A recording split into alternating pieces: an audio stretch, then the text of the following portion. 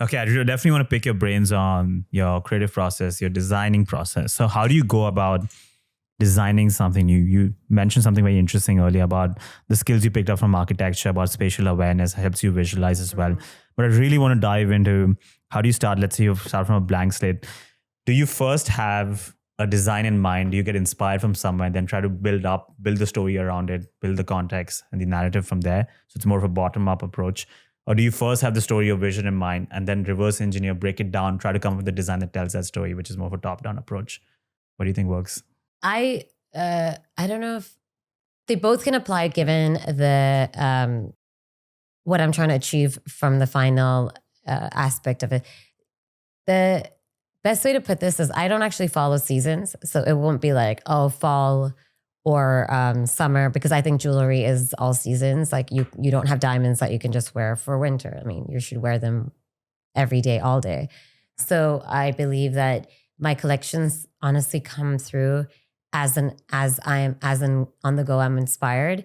A lot of the times it's business. It's like, okay, business is not doing great. So right now let's focus on very accessible jewelry. So let's only make things that are in demand, but obviously still using the same aesthetic that I had, like still me and very much to my DNA. Like I love flowers, natures, urban art, like urban art deco. So it'll still play a part in like the things that inspire me.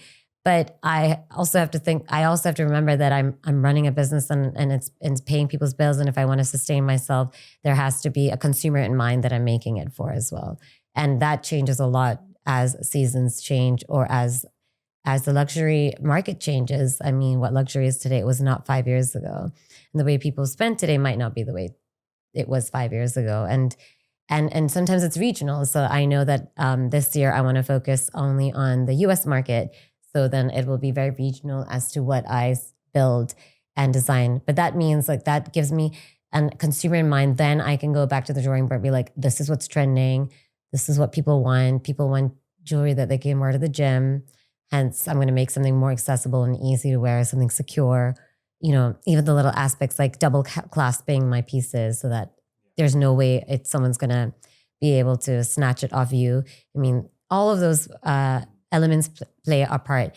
And sometimes it might just be that we'll buy stones or colored stones or materials. And then I'll be like, I'll design something, but I just love the color. I just love the color of this emerald, or I just love the color of this sapphire. Yeah. And then I just take it to my drawing board and be like, okay, what can we, if we have a pair, maybe we'll make it earrings. Like, what should we do with that? Or if we have beautiful sapphires, then we'll do a collection of sapphire jewelry for that. Or if we do collaborations that we did recently with a brand in Hong Kong, we did all emeralds, yellow gold, nothing else. And then the whole collection was just that. So it can be very, very varied based on the different needs of the consumer. So there's an element of play involved, I guess, where if you find something interesting, inspiring, just get it and try to see where that takes you as well. Yeah. And then, you kind of balance out the risk in your jewelry too. So I'll create things that I know are going to be great sells anyway. Like I'm not taking a risk. And then you balance it out by making some things that are possibly risky so that over time your balance sheet is not as as risk avert if you have a few of everything. And then you can try new things out while still retaining what works. Yeah. And I think that's a really good way to sustain and keep like experimenting with the consumer. And how do you know when a design is ready? There's a quote by Salvador Dali that I really like where he says, don't chase perfection, you'll never reach it. When you're designing something, how do you know when to stop? Like I can stop moving things around, stop putting another gemstone. When do you stop? When is the design ready? Cost is plays a big part. I mean, these days for sure, I want to create beautiful things, but I also want to make sure that the person who's going to want to buy it feels justified buying it as well. So that does play a little bit of an issue. Sorry, not an issue, but a sensitive role to designing. Other than that, I have a great team. I mean, I don't now sit and necessarily design everything. I'll give concepts and then I'll have like people come back to me with some CADs and saying like, what do you like this? And I'll be like, no, we can make this lighter. Yeah. But it's like, it's not just my opinion, hence it's not biased. And so like, obviously everyone in the company is wanting what's best for the company. And I think that's when like the stop comes. I think also when you're in it for so many years, you kind of train yourself. Like you are like an sort of an LLM yourself. You're like, even though I love this design, Yeah. I know where to stop because it becomes I've done enough shows and I've experienced enough customers and I've had so much feedback that I sort of know that it's time to stop, Payal. Like, there's other things that you need to focus on. And it's just a part of being matured in your journey of what you're building. This might be a stupid question. In fact, I'm sure there are no stupid questions. You'll be surprised. Maybe quite abstract as well. But a lot of artists talk about the art telling you that it's ready rather than the artist himself putting a stop to it. Have you ever felt this, that the piece itself tells you that this is the story it wants to tell and then stops? Does it sound crazy? Not at all. Sometimes, and especially with jewelry, it has a way of shining and shimmering. Everything's splendid. And you just, there's no negative spaces.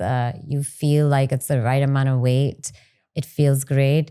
And my biggest, if we're talking mantras, is if you don't feel like something, whether it's presentations or jewelry or anything that you're doing in your life, sleep on it, honestly, and sleep on it maybe for 2 nights. Because I feel like when you come back with fresh mind and a fresh eye, you will know straight away. Like your first impression of that thing you've been working on for the last few days and then taking a little break from and then come back to is going to feel very different if you just let it go for a few days and really try to let it go. Like really try to think about it and touch it and even try to see it. So sometimes when I'm doing a design or sketching or even a presentation and I feel like I've been looking at it for way too long that it's almost morphing into something that I can't see, take a break. It's just walk away from it and either you're going to have some time to think about it and come back and just come with a fresh perspective and you will know if it's ready or not.